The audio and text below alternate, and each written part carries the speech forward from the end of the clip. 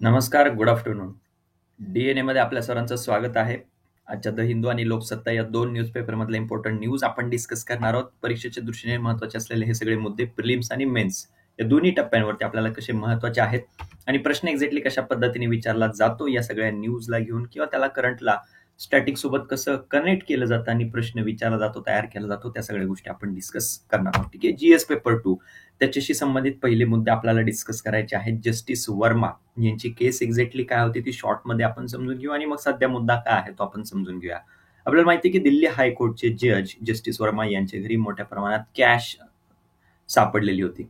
तर त्याला घेऊन मग न्यायपालिकेच्या बाबतीमध्ये अकाउंटेबिलिटी, ट्रान्सपरन्सी, जबाबदारी त्यांची किंवा पारदर्शकता या सगळ्याबद्दल प्रश्नचिन्ह उपस्थित केलं जात होतं. त्याच्यानंतर मग त्यांची ट्रान्सफर करण्यात आली होती अलाहाबाद हायकोर्टला. मग आता त्यांच्या विरोधामध्ये महाभियोग किंवा ज्याला रिमूव्हल प्रोसिजर असं आपण म्हणतो, तर त्याच्यासाठीची तयारी सगळी सुरू झालेली आपल्याला बघायला मिळते. मुद्दा आपल्यासाठी महत्वाचा काय आहे? एकतर प्रिलिम्ससाठी आपल्याला ही प्रक्रिया माहीत असणं गरजेचं आहे की कशा पद्धतीने एका उच्च न्यायालयाच्या न्यायाधीशाला त्या पदावरून दूर केलं जातं. पहिली महत्वाची गोष्ट प्रिलिम्ससाठीची. दुसरी गोष्ट मेन्ससाठी ज्युडिशियरीला घेऊन न्यायपालिकेला घेऊन आपल्याकडं जे काही प्रश्न सध्या उपस्थित केले जात आहेत, जसं की पारदर्शकता आणणं गरजेचं आहे, कारण न्यायपालिकेच्या नियुक्त्यांच्या बाबतीमध्ये पूर्णतः न्यायपालिकेचाच फक्त तिथं रोल आहे, त्यांचीच भूमिका आहे. कुठल्याही पद्धतीने सरकारची त्याच्यामध्ये भूमिका नाही. तसा मागं प्रयत्न झालेला होता NJACच्या माध्यमातून, नॅशनल ज्युडिशियल अपॉइंटमेंट्स कमिशन, परंतु सर्वोच्च न्यायालयाने त्याला कॉन्स्टिट्युशनल ती गोष्ट नाही असं जाहीर केलेलं होतं. गैरसंविधानिक ती गोष्ट आहे असं सांगितलेलं होतं. कुठल्याही पद्धतीने सरकारचा हस्तक्षेप न्यायपालिकेच्या नियुक्त्यांमध्ये नको अशी भूमिका त्यावेळी न्यायपालिकेने घेतली होती. मग परत एकदा तो मुद्दा इथं उपस्थित होतोय या सगळ्या गोष्टींच्या अनुषंगाने की न्यायपालिकेमध्ये काही ट्रान्सपरन्सी, पारदर्शकता आणण्याच्या दिशेने काही पावलं टाकणं गरजेचं आहे का? तो मेन्ससाठीचा महत्वाचा मुद्दा आहे. ठीक आहे. तर ही रिमूव्हल प्रोसिजर एक्झॅक्टली काय असते ते समजून घेऊया. आर्टिकल्स लक्षात ठेवा. आर्टिकल्स कलम 124 आणि 218 या 2 आर्टिकलच्या अंडर प्रोव्हिजन मेन्शन करण्यात आलेली आहे रिमूव्हलची. कोणाची?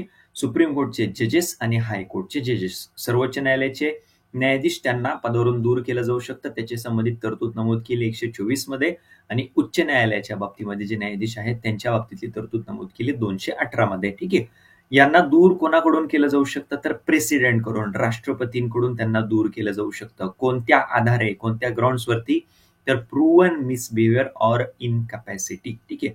त्यांची चूक, त्यांचा चुकीची वागणूक, गैरवर्तणूक ज्याला आपण म्हणतो, अप्रोप्रिएट वर्ड तो आहे की गैरवर्तणूक ती जर सिद्ध झाली तर त्या आधारे, किंवा इनकॅपॅसिटी म्हणजे क्षमता नसेल तर त्या आधारे, या 2 आधारे त्यांना राष्ट्रपतींकडून त्यांच्या पदावरून दूर केलं जाऊ शकतं. या गोष्टी नमूद केलेल्या आहेत सर्वोच्च न्यायालयाच्या न्यायाधीशांच्या बाबतीमध्ये 124, 218 उच्च न्यायालयाच्या न्यायाधीशांच्या बाबतीमध्ये. ठीक आहे. परंतु मग राष्ट्रपती डायरेक्टली त्यांना रिमूव्ह करू शकतात का? पदावरून दूर करू शकतात का? नाही. तर त्या बाबतीतलं रिझोल्युशन, त्या बाबतीतला ठराव पास करावा लागतो by both houses of the parliament. संसदेच्या दोन्ही सभागृहांनी, दोन्ही सदनांनी तसा ठराव पास करावा लागतो. ठीक आहे. मग त्या बाबतीमध्ये हे पारित करण्यासाठी अशा पद्धतीचा ठराव मेजॉरिटी कशी लागते, बहुमत कसं लागतं? Majority of the total membership of the house, जेवढे काही एकूण सदस्य आहेत, एकूण सदस्यांपैकी तिथं मॅक्सिमम बहुतांशी सदस्यांनी त्याच्या बाजूने मतदान करायला पाहिजे. स्पेशल मेजॉरिटी, एक विशेष बहुमत पण तिथं गरजेचं असतं, ज्याच्यामध्ये 2/3 ऑफ द मेंबर्स म्हणजे 2/3 असे सदस्य जे प्रेझेंट आहेत आणि वोटिंग आहेत सेम सेशनमध्ये, त्याच अधिवेशनामध्ये, अशी स्पेशल मेजॉरिटी पण तिथं लागते. ठीक आहे. तर या बाबतीमध्ये हे जे 2 शब्द वापरलेले आहेत, गैरवर्तणूक किंवा अक्षमता, अकार्यक्षमता, याची कुठल्याही पद्धतीची डेफिनेशन, व्याख्या संविधानामध्ये नमूद केलेली नाही. बट सर्वोच्च न्यायालयाच्या बाजूने त्याचं इंटरप्रिटेशन मागं करण्यात आलं होतं, त्याचा अर्थ सांगण्यात आला होता. ठीक आहे. मिसकंडक्ट, चुकीचं काही वर्तणूक केलं असेल, करप्शन केलं असेल, भ्रष्टाचार केला असेल, लॅक ऑफ इंटिग्रिटी असेल किंवा मोरल टर्पिट्यूड असेल, यासारख्या गोष्टी जर बघायला मिळाल्या तर त्याला आपण या आधारे दूर करू शकतो असं त्यांनी सर्वोच्च न्यायालयाने मागं सांगितलेलं होतं. इनकॅपॅसिटी म्हणजे काय?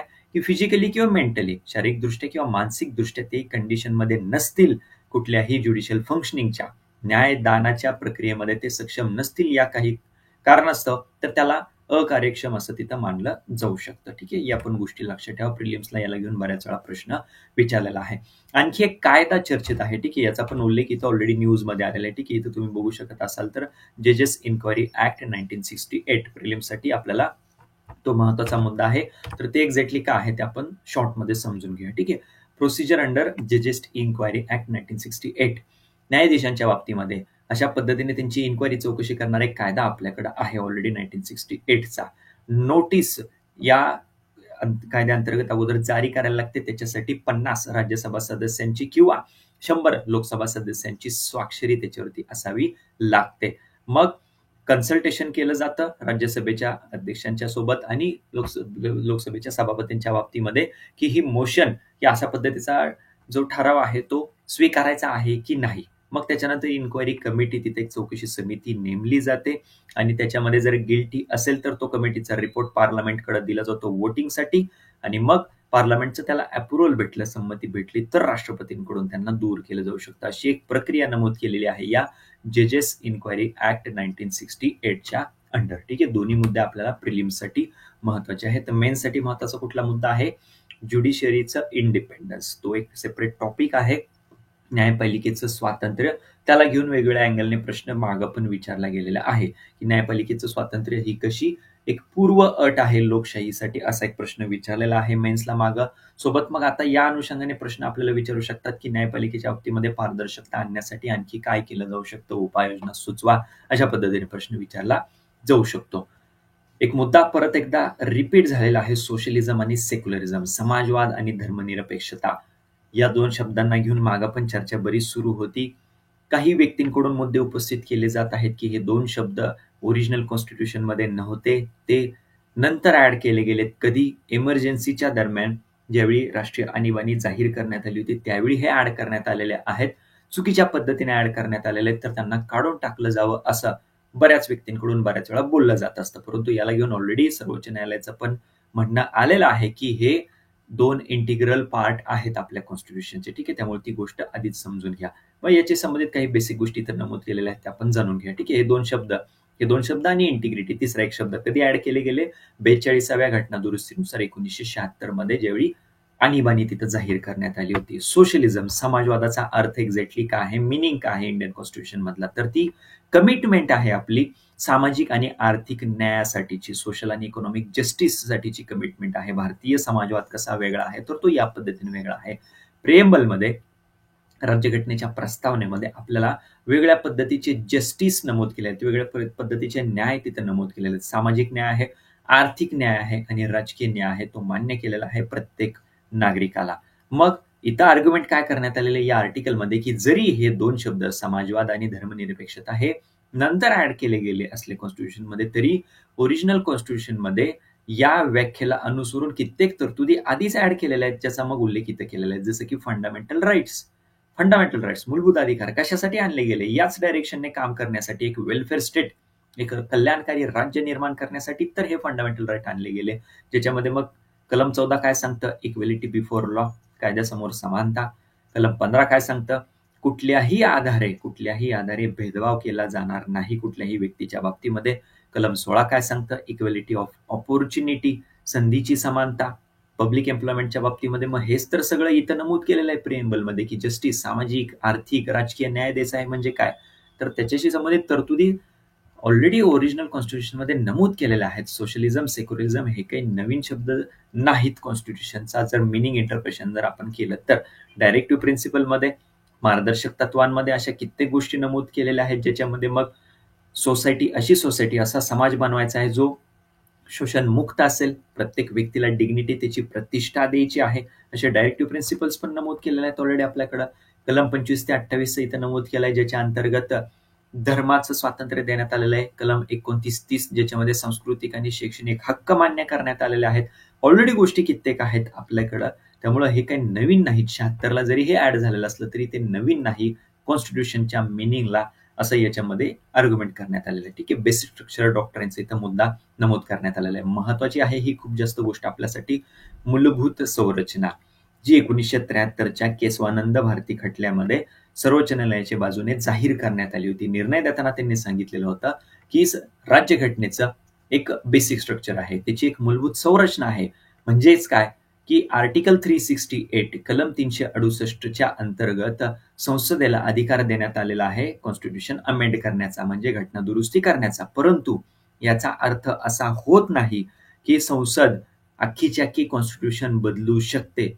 असे काही गोष्टी आहेत, असे काही फीचर्स आहेत, फंडामेंटल फीचर्स, जसं की फंडामेंटल राईट्स, जे मूलभूत आहेत, जे कधीच बदलले जाऊ शकत नाहीत. अशी आर्ग्युमेंट या सुप्रीम कोर्टने या केशवानंद भारती खटल्यामध्ये केली होती की पार्लमेंट, संसद घटना दुरुस्ती करू शकते, परंतु it cannot alter its fundamental structure, मूलभूत संरचना त्याची बदलली जाऊ शकत नाही. ठीक आहे, तर ती एक महत्वाची गोष्ट आहे. ती इम्पॉर्टंट बेसिक स्ट्रक्चर आपल्यासाठी प्रिलिम्स मेन्स दोन्हीकडे इम्पॉर्टंट आहे. ठीक आहे, बेसिक स्ट्रक्चर डॉक्टरने व्यवस्थित समजून घ्या, सोपं आहे ते. काही गोष्टी कधीच बदलल्या जाऊ शकत नाहीत, काही गोष्टींमध्ये कधीच दुरुस्ती केली जाऊ शकत नाही, जसं की मूलभूत अधिकार हे काढून टाकले जाऊ शकत नाहीत घटना दुरुस्तीच्या अनुषंगाने. तर असे काही फीचर्स त्यांनी हायलाइट केले, जसे की ज्युडिशियल इंडिपेंडन्स, ज्युडिशियल रिव्ह्यू, न्यायालयीन पुनर्विलोकन, न्यायालयाचं स्वातंत्र्य, या गोष्टी घटना दुरुस्ती करून काढून टाकल्या जाऊ शकत नाहीत. यालाच म्हणतात बेसिक स्ट्रक्चर, यालाच म्हणतात मूलभूत संरचना. ठीक आहे, पुढच्या मुद्द्याकडे आपल्याला वळायचं आहे. पार्लमेंटचं डिसरप्शन्स म्हणजे काय? आपल्याला माहिती आहे पार्लमेंटमध्ये कशा पद्धतीने गोष्टी वर्कआउट होतात. गेली कित्येक वर्ष झालं संसदेमध्ये कुठला मुद्दा असेल ज्याला घेऊन विरोधी पक्षामध्ये आणि सत्ताधारी पक्षामध्ये काही गोंधळ सुरू झालाय, तर त्याच्यामुळं काय होतं की गोंधळामध्ये मग विरोधी पक्ष काय करतो, वॉकआउट करतो, म्हणजे बाहेर निघून जातो, सभात्याग ज्याला आपण म्हणतो, कामकाज होत नाही, विधेयक वेळेत पारित होत नाहीत, यासारख्या गोष्टी आपल्याला बघायला मिळतात. परंतु लोकसभेचे स्पीकर सभापती ओम बिर्ला यांच्या बाजूने सांगण्यात आलेलं आहे काल एका कार्यक्रमामध्ये की हाऊस डिसरप्शन्स म्हणजे सभागृह स्थगित होण्याचं प्रमाण जे आहे ते कमी झालेलं आहे आणि त्याच्यामुळे प्रॉडक्टिव्हिटी पार्लमेंटची, संसदेची उत्पादकता वाढलेली आहे असं त्यांनी म्हणलेलं आहे. ठीक आहे, तर ही एक इम्पॉर्टंट गोष्ट आहे आपल्यासाठी. कशी इम्पॉर्टंट आहे ते समजून घ्या.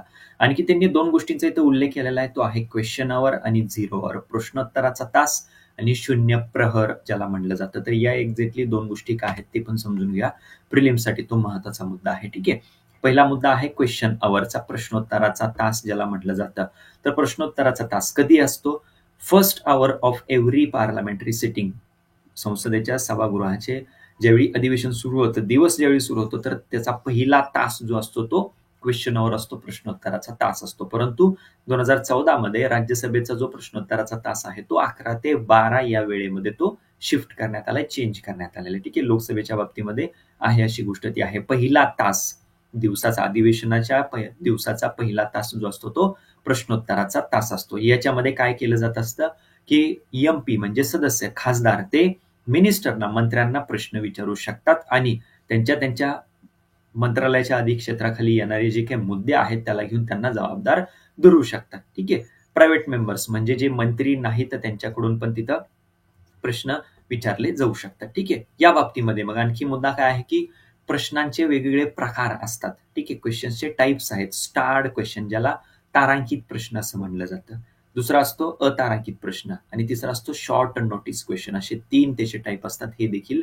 मुद्दे नमूद करून घ्या. याला घेऊन प्रश्न मागं ऑलरेडी प्रिलिम्सला विचारलेला आहे. त्याच्यानंतर आहे 0 आवर, 0 प्रहर ज्याला म्हणलं जातं. 0 प्रहर हे इंडियाचं इनोव्हेशन आहे. आपण भारतीय हुशार आहोत, आपण बऱ्याच गोष्टींचा शोध लावतो, फक्त काय आपली मिस्टेक की आपण स्वतःलाच कमी लेखतो. ठीक आहे, तर भारतीयांनी लावलेला हा शोध आहे 0 आवरचा, 0 प्रहराचा. इंडियन पार्लमेंटरी इनोव्हेशन आहे.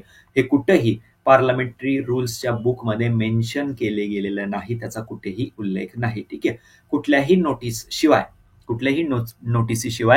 एमपीज म्हणजे खासदार हे कुठलाही मुद्दा तिथं उपस्थित करू शकतात, ते 0 प्रहरामध्ये. ठीक आहे, 0 प्रहर कधी असतो? ज्यावेळी क्वेश्चन आवर संपतो. क्वेश्चन आवर म्हणजे पहिलाच तास असतो अधिवेशनाच्या त्या दिवसाचा, आणि तो प्रश्नोत्तराचा तास संपल्यानंतर, कालावधी संपल्यानंतर जो त्या दिवसाचा अजेंडा राहणार आहे, त्या अजेंडा आणि प्रश्नोत्तराच्या तासामधला जो गॅप असतो त्याला म्हणलं जातं 0 प्रहर. ठीक आहे, 0 प्रहरला घेऊन पण प्रश्न मागं विचारलेला आहे.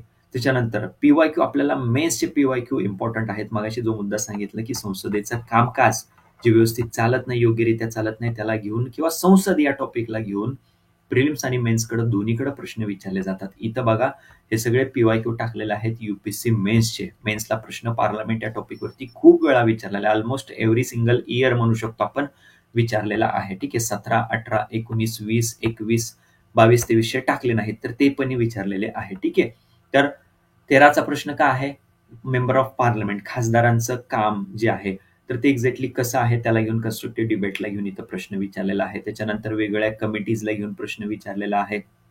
त्याच्यानंतर जॉईंट सेशनला घेऊन संयुक्त जी सभा घेतली जाऊ शकते, अधिवेशन घेतलं जाऊ शकतं, जॉईंट सेशन 2 सभागृहांचं, त्याला घेऊन प्रश्न विचारलेला आहे मेन्सला.